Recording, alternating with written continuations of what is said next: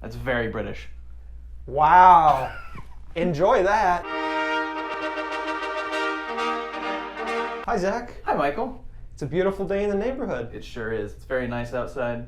Except for two people. Yeah. Brad Pitt and Sly Stallone. We watched Ad Astra And oh, sorry. Rambo Last Blood. Rainbow Last Blood. You say Rainbow Last Blood? Rainbow. Because that's a different kind of movie. It's a very different movie. It's got Brad Pitt, Mm-hmm. and he's an astronaut. There's a power surge. He's on this huge satellite thing that's trying to, they're trying to communicate with other intelligent life. Cool. And it's in the near future. It's probably it's like hundreds of years in the future. Really? But like realistically, hundreds of years in the future. Oh. His father's mission, Tommy Lee Jones, is his father. It's emanating from the last known location of his mission near Neptune. Oh my God. And so they send Brad Pitt to go talk to him in their underground base in Mars. Okay. Yeah. And so that's A lot of basically planets. that's the plot. Without ruining it, the film is very lonely. It's a very lonely movie because it's about loneliness, and it's Really? also about fatherhood, but it's about absentee fatherhood and about like how a child or a person grows up without a father figure, and that that could leave you very cold and emotionless. And so Brad Pitt, he's playing a very like subdued, subtle version of Brad Pitt, basically. He's got the archetype where he's basically the same character every movie. Yeah. This isn't that because he's playing in such a way where it's like you could tell he's got like this buoyant rage beneath him, but he's just like they have to do these psycho vowels. It's a very psychological movie. It'll mess you up if you're in like a bad headspace. It's beautiful. It's haunting. It's basically only Brad Pitt for most of the movie. Okay. Oh. I mean, there are people that come and go. You have Liv Tyler, you have Tommy Lee right. Jones, you have Ruth Negga, you have all these great actors and actresses, but it's basically just Brad Pitt through space. And he has a good performance. I think it's better than Once Upon a Time in Hollywood. Wow. I think he might be nominated for an Oscar. You think he'd get 2 this year for supporting? No. I think they're just gonna do a Scorsese type thing or a DiCaprio where they just nominate him for one and then it's like, oh, sorry. So yeah, it's about absentee fatherhood, but you think of that about in the universe. So there's 3 different theories about intelligent life in the universe. So there's obviously it's out there and we just can't find it because it's so vast. We were born too late or too early, so we maybe all the intelligent life form has already died or hasn't been born yet. Oh, that's hard to think about. And there's a third option where it's just we're lonely and there's no one else. And that movie deals with those. It kind of brings up all of them in a subtle, like it doesn't mention that. It doesn't like explosive like, hey, we're alone. Brad Pitt's really sad. It's a very emotional movie with not a lot of emotion, if that makes sense. But the space in this is amazing. We've come so far in technology where this stuff looks real.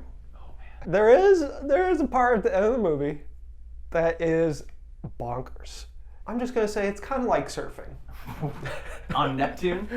No, it's just kind of like surfing. Kind of like surfing. I'm not gonna spoil it, Okay. but that's as spoiler as I'll get. Now I'm picturing Brad Pitt on a trash can lid surfing the gas waves on Neptune. Look, it's kind of like surfing. But also the movie is kind of like surfing because you're trying to find the right wave. And then sometimes you don't find the right wave, but that's okay. That was beautiful. I know, I'm just like, Wow. I'm like a movie critic, Put me on the movie poster.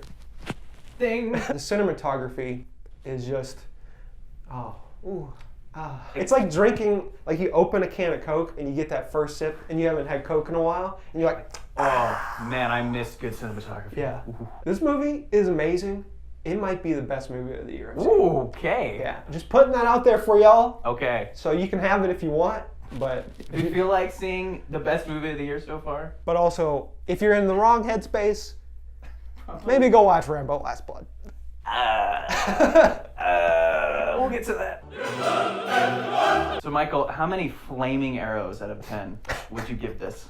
I'm gonna give it 9 flaming arrows to the helicopter out of 10. Wow. Okay. It's really good. It's really good.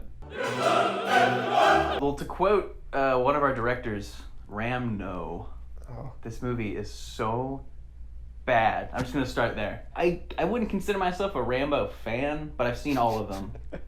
You're not a Rambo head? I'm not a Rambo head, Oh. but I appreciate for what they are. Like the first one was like sort of a drama almost. Like he doesn't really murder people. Well, no, it's about him dealing with PTSD after coming back from Vietnam. Exactly. Like it had an actual story, and he was a character. This is almost the same plot as the last one, but the last one was like fun almost, and like it knew like it's stupid and gory, and let's go with that. This one is pointless.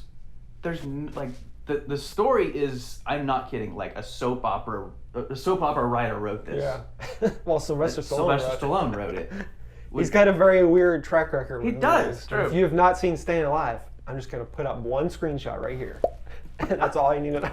Look at that. This movie is about John Rambo. He's dealing with PTSD, as he always does. Still, yeah. He's It still never goes away. No. You just deal with it. And he's popping pills.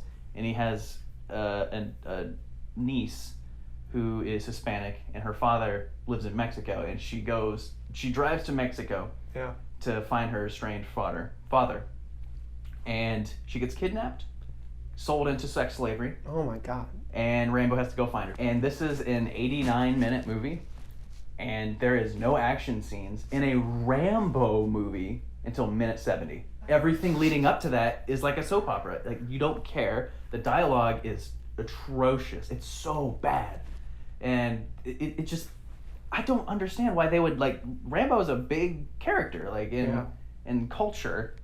And you would think this is like the last hurrah, because they call it Last Blood. But they didn't do anything with it. Yeah. Like it's just an excuse to get to the last 10 minutes where he brutally murders them. Yeah. So if you've seen the Red Band trailer, you've seen the climax of this movie, which is what everyone wants to see. But I feel like the audience they're shooting for doesn't care. They don't, especially they just want the blood. Yep.